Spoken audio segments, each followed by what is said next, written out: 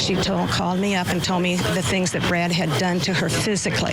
Brad Simpson buys 2 bags of Quikrete cement, a construction bucket with a lid, heavy-duty trash bags, a 30-ounce bottle of Clorox disinfectant, and insect repellent. This helps us come to terms with the reality that Suzanne is no longer with us. In the spotlight this morning, 2 families at odds as the sister of missing Texas mom Suzanne Simpson is accused of harassing the family of the alleged killer, and that would be Suzanne's husband. He is the accused in this.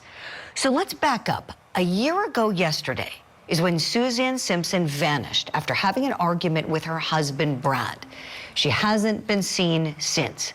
And Brad was arrested a few days later and has been indicted and accused of Suzanne's murder. Now Suzanne's sister, Teresa, is facing harassment charges for allegedly contacting Brad's family members. Here's what she told News Nation when Suzanne first disappeared. From my understanding, you know, they had this fight at the Argyle Club. They came home, the neighbors witnessed it, and I just assumed that, you know, they had figured the whole thing out that night, and so I didn't fully understand the severity of the situation. But once I understood that, you know, the children hadn't spoken to her in 16 hours, that's when I just knew, okay, she's already in heaven. That's just all there is to it. Again, her with Ashley Banfield on her show Banfield on News Nation. So recently, one of Brad Simpson's relatives came forward to police and said that these messages that are being left on their cell phones are accusing members of Brad's family, and they include warnings as well. Things such as, quote, "You don't know who you're messing with," and "You will not get away with this." Things like that. Police say that she would call family members at random times, you know, leaving messages usually after midnight and repetitive messages. Now, we know Suzanne Simpson's sister is obviously grieving the loss of Suzanne, right? This woman is upset, and understandably so. But we know that harassment, if that's what she's in fact doing here, that's what's being alleged, that's wrong and can't be tolerated. So how should this be dealt with? Let's talk about it. Let's bring in family law attorney Jennifer Brandt and the chief of police at Talladega College, retired homicide detective as well, Chris Anderson. Jennifer, let me start with you, please. Family situations can be tough, as you know. How do you think this one can potentially be resolved? Well, it's a shame that because you would think that, you know, she's obviously very, very upset with the loss of her sister, and she blames obviously the husband, although there's no evidence that his family had anything to do with this.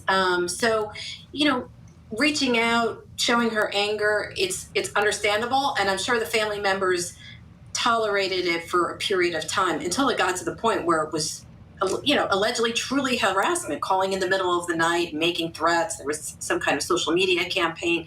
I mean, it's not helping anybody to go this route. So hopefully she can get some counseling. She can get some help to deal with her emotions and you know, stay away from this family. I mean, I hope it doesn't escalate from here. She already has charges against her, and hopefully they'll be able to work this out, that she'll just stay away from the family and let the trial play out. Let justice take its course. Definitely, Jennifer. Some legal documents tell us that she ran what's being called a vigorous media campaign targeting the family. And that really stood out to us because we remember that it was Brad Simpson's own brother who was one of the people who spoke on this case early when Suzanne had gone missing, and was pleading, you know, with his brother, you know, to help assist in the search. Let's go back to that moment. And Chief, I'll come to you on the other side.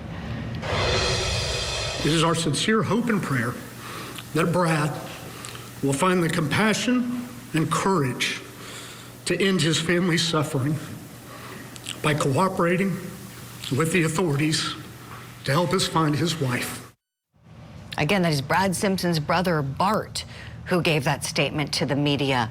So, Chief, of course, this was very stunning, especially after seeing that. One would think that behind closed doors, these families may be getting along, but that doesn't seem to be the case. How do you think this can be resolved now that it's in the system, now that there is a court case? Yeah, so, harassment in criminal cases has become more commonplace than anything in the criminal justice system. And unfortunately, it's become easier to do with the expansion of technology. So, and I get it, you are hurting, so you want the other side to hurt just as much as you do. But harassment has no place in criminal investigations or court cases, because what it actually does is it gives more ammunition for the defense to fight in these cases. And you don't know what kind of damage that you're doing to your loved one's case when you start harassing the other side.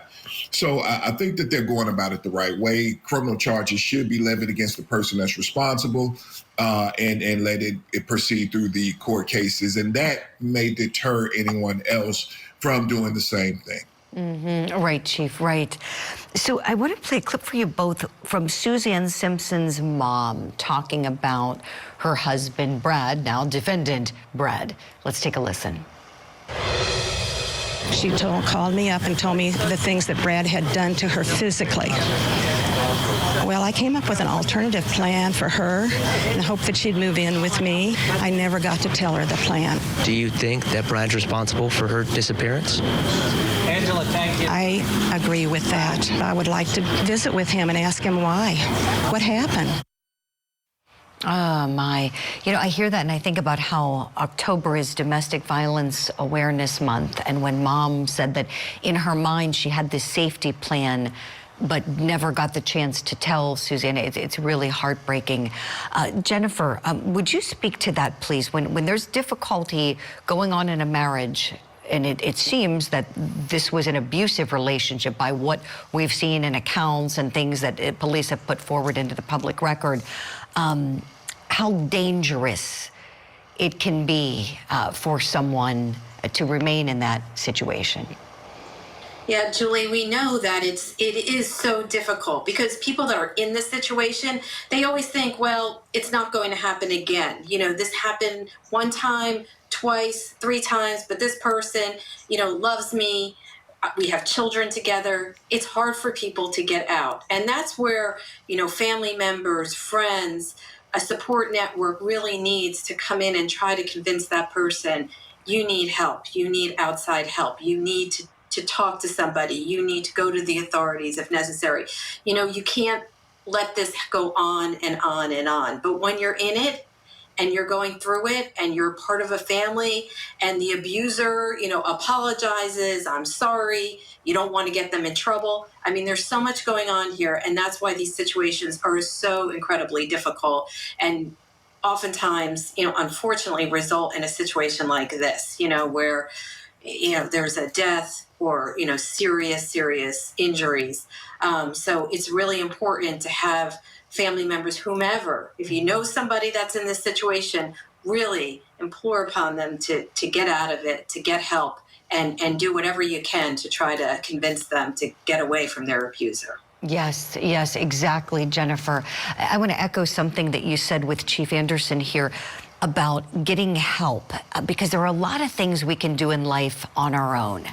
And from working, volunteering in the DV prevention movement for years, I've learned a lot about what's done and what organizations can do to keep people safe. And it seems to me, Chief, and tell me if you agree, that getting out of an abusive relationship is something you shouldn't do alone. You should get help from other people to make sure that you can be safely exiting and safely moving forward with your life.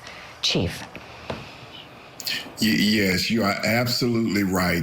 Getting out as soon as possible is the best plan of action, and leaning on your network is the best thing to do.